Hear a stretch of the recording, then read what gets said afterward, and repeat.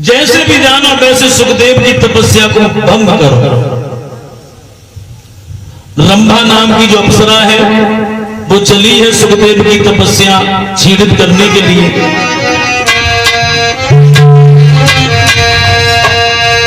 कि चली है श्रृंगार सजाए सो रंभा रानी,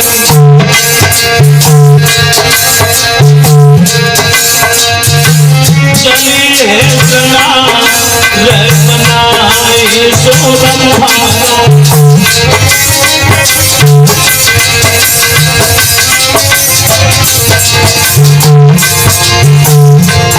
चली वो रंभा। अरे चंदा सुमुखार तुम सो बहु गई न जाए मृग देश ने लगा के खंडनाओं सर।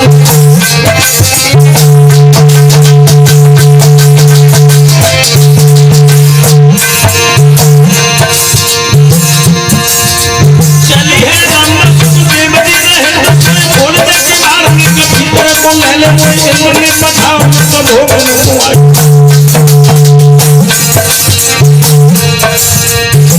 हंसे हंस रही बसराए सो रंभा, चली है श्रृंगार सजाए सो रंभा।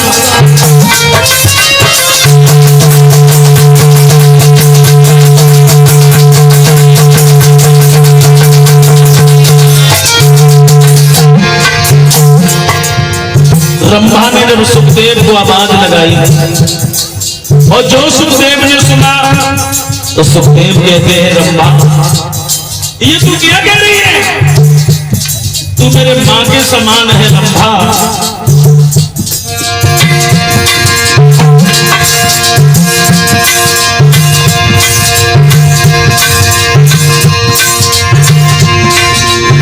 बोले सुखदेव रंभा धर्म की लागे मां, और से तुमको साप भस्म हुई जाने को से होगा।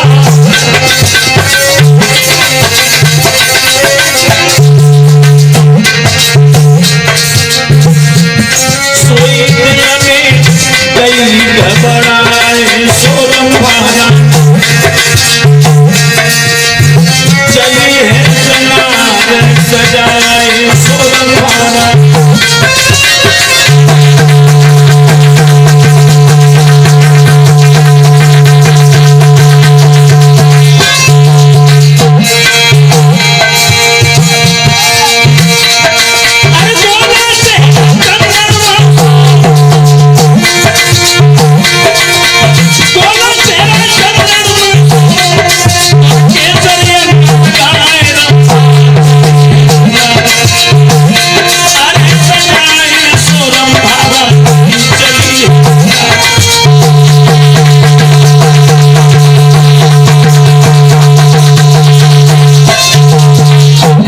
इस तरह से वो रंभा नाम की अप्सरा, सुखदेव ने कहा कि रंभा तू यहां से चली जा, मैं तुझे श्राप दे दूंगा। रंभा वहां से चली है। इंद्र से कहा महाराज माफ करना, हजारों महात्मा हमने डिगा दिए लेकिन आज हम सुखदेव से हार गए।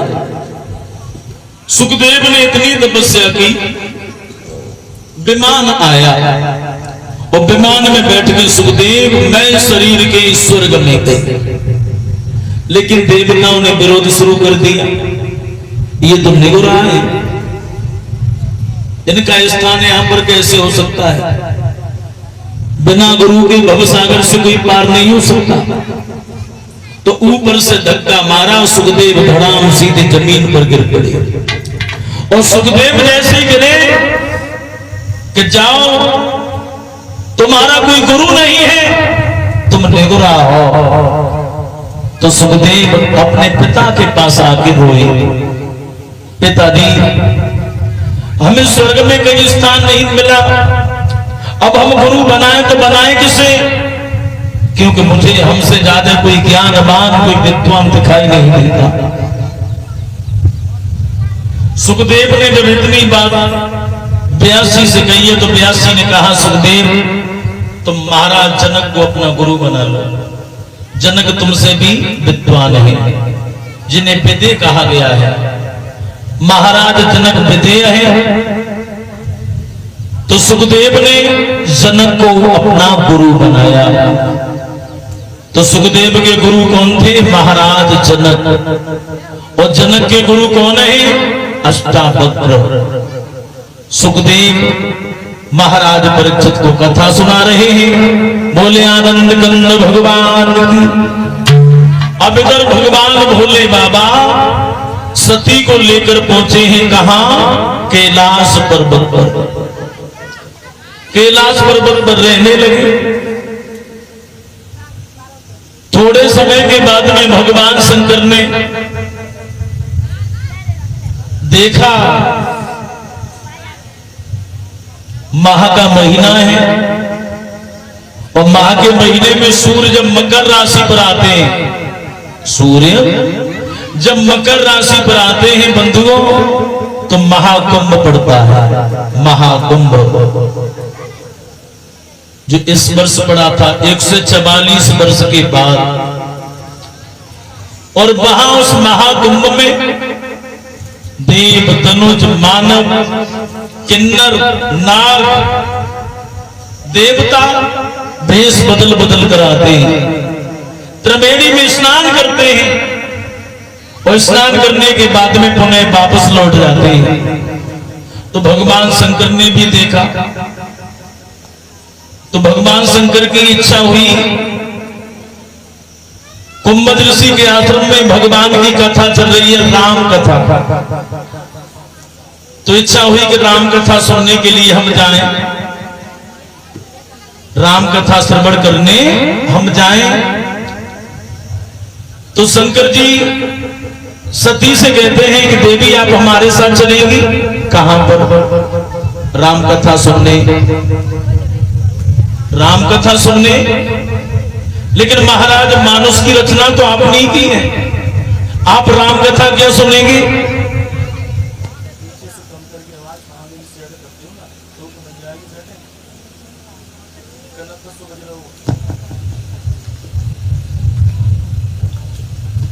अब भगवान शंकर ने सती से कहा, लेकिन वो बात कब की है? तो बात है त्रेता की।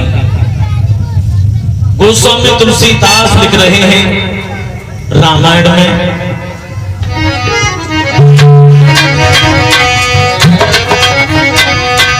एक बार त्रेता युग माही,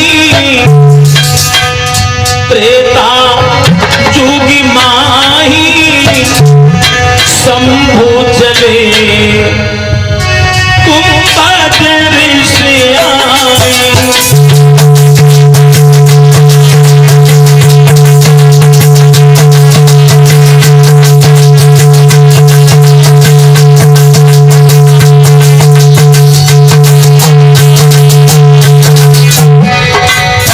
भगवान शंकर और जब चले त्रेता में, थोड़ी भक्तों की थोड़ी सी धमक, कब गए त्रेता में? अकेले नहीं गए,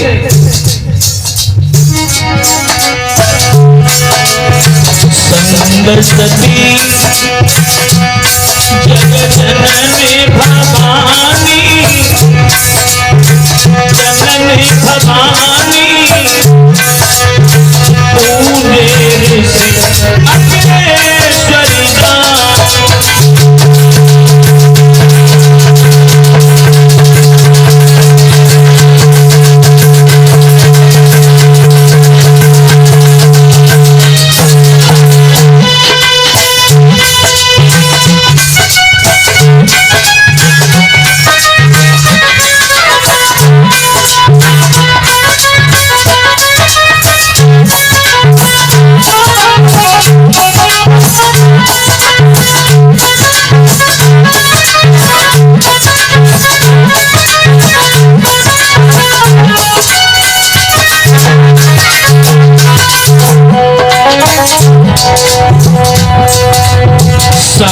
सती जननी भवानी